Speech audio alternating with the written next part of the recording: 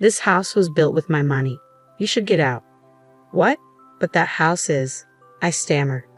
Look, you're just part-time. You couldn't survive without me if we divorced, my husband declared proudly, handing me the divorce papers. I'm 32 years old, and I currently work part-time at a local pharmacy. I met my husband, Lon, at work, and we got married 5 years ago. At his request, I quit my job when we married and became a stay-at-home wife. Although I always wanted to continue working after marriage, I finally convinced Lon to let me work part-time recently. For the record, we don't have kids yet. I'd love to have a pet since I adore dogs, but Lon hates animals, so I've given up on that idea. Lon, who never really liked me working, started criticizing the household for the first time. Hey, have you been cleaning properly? The house seems dirtier, and there's a pile of laundry. I've been cleaning and doing laundry like always. Really? Even today's dinner felt like you cut corners. That's not true. I got caught up at work today and came home late. Cutting me off, Lon continued proudly. What work? You're just part-time. I'm the one actually working. Take care of the house properly. Even part-time work is still proper work. I'm the one earning the money that lets us live, so don't talk back. See? I'm right. You have nothing to say. Lon has always had a high sense of pride and probably dislikes the fact that I'm working part-time. He started looking down on me because of it, constantly bragging about how we can only live this way because of his income. Even if he's the man I chose to marry, being belittled for working part-time every time is really frustrating. Recently, Lon managed to take a day off after a long time, so we decided to visit his parents' house. Despite his annoying recent behavior, I was excited about the outing. Little did I know it would turn into the worst homecoming ever. When we arrived at his parents' home, they warmly welcomed us. That night, after finishing dinner cleanup with my father-in-law, I went to the living room and found my father-in-law fresh from the shower. My husband had apparently gone to shower as well. The atmosphere with my father-in-law, who had been cheerful until now, felt heavier than before. Callie, I heard from Lon that you've started working part-time. Yes, I replied, sensing a bad feeling. Is there a problem? Is Lon not earning enough? No, it's not like that at all. I just like working. Is that so, Ron? You can't even manage the household and you still want to work part-time. You're just burdening our son. Exactly, he continued. If you have time for part-time work, focus more on home responsibilities. Look, your part-time job won't miss you if you leave, but your duties at home will. Lon works hard, and you don't feel ashamed of doing this? My mother-in-law has been a stay-at-home mom since they got married, so my parents-in-law, and even Lon, think that's how it should be. They probably don't approve of me working after marriage.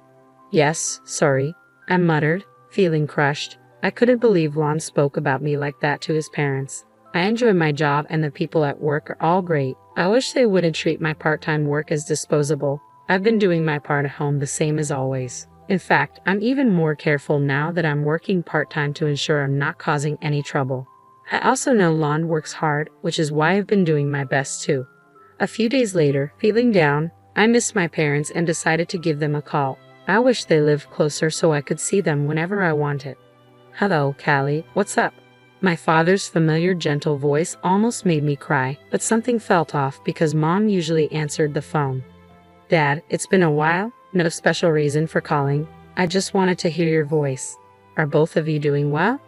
I'm doing fine, but your mom's knee has worsened a bit. She's otherwise in good health, but needs to rest for a while. Is Mom okay? My mom had injured her knee years ago, but she was fully healed, wasn't she? It's not serious. She stumbled on the stairs recently and hurt her old injury a bit. The doctor said she'd be fine with some rest. All right, tell Mom to take it easy until she feels better, and Dad, don't overexert yourself. I'll visit when I can. Got it, thanks. You must be busy, see, but don't push yourself too hard.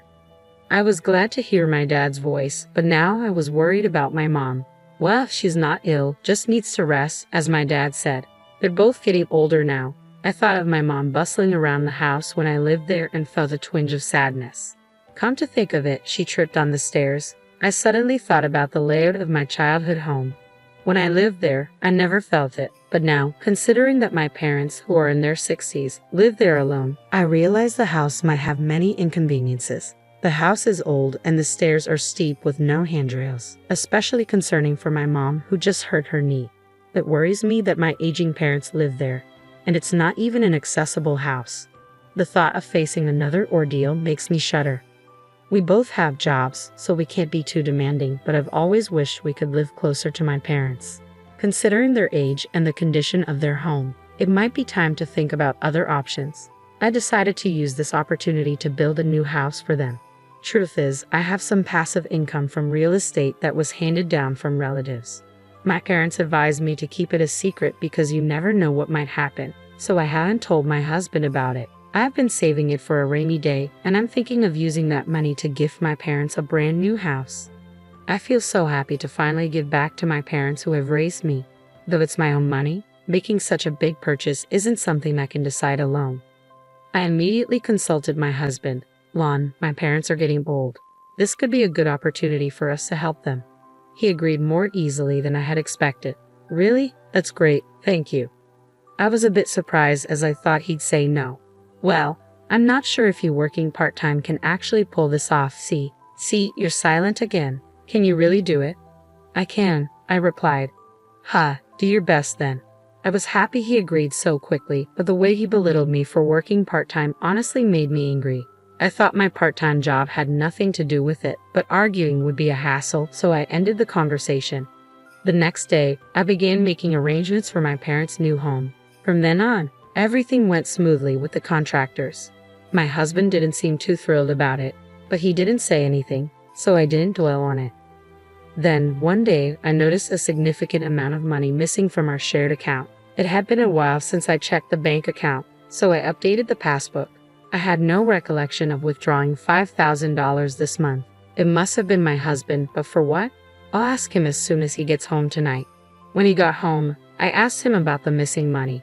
Hey, I updated the passbook today and noticed $5,000 is missing from our living expenses account. Do you know anything about this? Yeah, I gave it to my parents. What? Why? They seem to be struggling financially. We had some savings, so I thought it would be fine. I didn't notice anything like that when we visited your parents' house last time. Maybe they acted normal so they wouldn't worry us. Got a problem with that? No, it's not like that. This is about household expenses. You could have at least consulted me. My words must have touched a nerve. My husband sharply retorted, It's my hard-earned money. I'll use it how I want. I don't need to consult you every time. You only work part-time and can't even handle things at home. You're getting a bit too high and mighty. Annoyed with my silence, my husband slammed the door and left the room. I always thought Lon left the house matters to me because he trusted me. I felt trusted, yet he didn't consult me this time either. If his parents were really struggling, I'd want to help too. I wouldn't oppose it. It's been 5 years since we got married, and it hurts to feel like there's zero trust. Things have been awkward since then, but life goes on as usual. We've had our share of fights in these 5 years. This time, too, things returned to normal before we knew it. I did wish he'd apologize, but I didn't want to ruin the mood, so I stayed quiet. In the meantime, our new house was completed. I heard that with newer homes, construction updates can be quick, and it turns out it's true. I was excited and immediately contacted my parents to finalize the moving day. Since I heard the construction would be fast, my parents had been getting things ready. My mom's knee is bad, and dad's not young, so they were handling the lighter tasks. For heavy furniture and appliances, we were going to hire movers. My husband and I planned to help on his day off. Finally, it felt real that I could gift my parents a new house. Little did I know what was about to happen. It was when I checked my husband's schedule for the move. What? Why are we going to your parents' house? We built this house for my parents. What are you talking about? I built this house for my parents. Don't act like you built it. You're just a part-timer. You don't have that kind of money. This house was built with my salary. He was serious. I'm sure I told him that I was building the house for my parents. Could it be that he agreed so easily because he thought it was for his parents? He doesn't know that I have passive income. At this rate, he won't believe that I built the house with my savings. I decided to tell him about my passive income. When I explained, he looked surprised for a moment, but then said, No way that's true.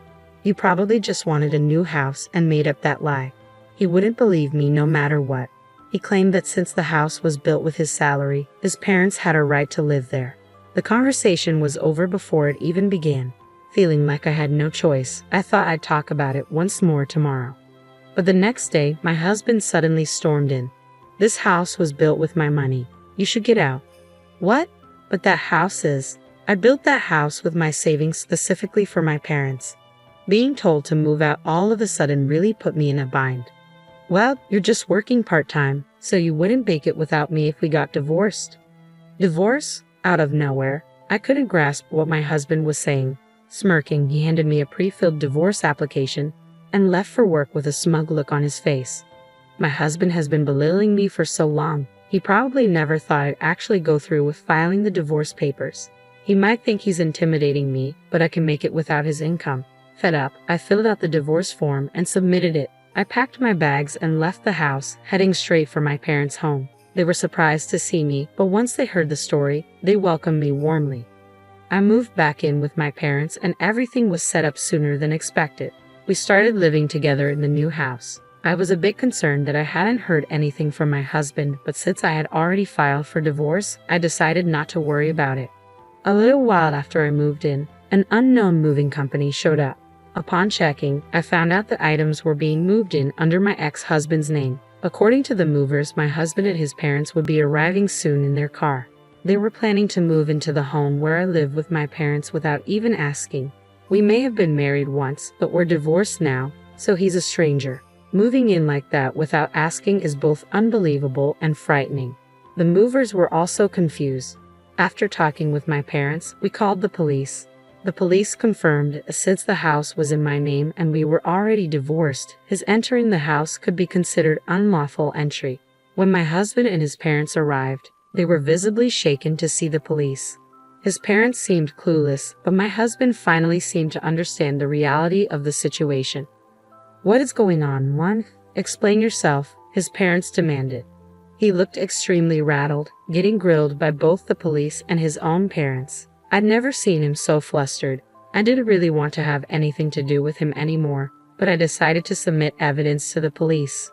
I don't know all the details, but from what I heard through mutual friends, he had a tough time. His parents had already canceled their housing arrangements, so they had nowhere to go. There were complaints from the moving company too, and due to the evidence I submitted to the police, things got even worse for him. I had proof of his emotional abuse, audio recordings from times he really got under my skin. After all that drama, I managed to secure a settlement in the divorce. My ex-husband drained his already meager savings and is now living off his parents' support. Word got out at his workplace, making things super awkward for him. I used the settlement money to treat my parents to a vacation. They were thrilled, and so was I. I also invested the rest of the settlement and my savings to start my own business. It was a struggle at first, but now things are picking up and I'm getting some breathing room. So I finally decided to get the dog I've always wanted. Now life is fulfilling and fun every day. I'm genuinely glad I took the plunge back then. Off for a walk. Take care, dear, my mom said as I grabbed the leash. But there's another reason my days are brighter. Oh, hi Kelly, you're walking your dog too. I met this handsome neighbor while walking my dog. Hi, yeah, I'm walking my dog. Do you mind if I join you? Not at all, I replied with a smile.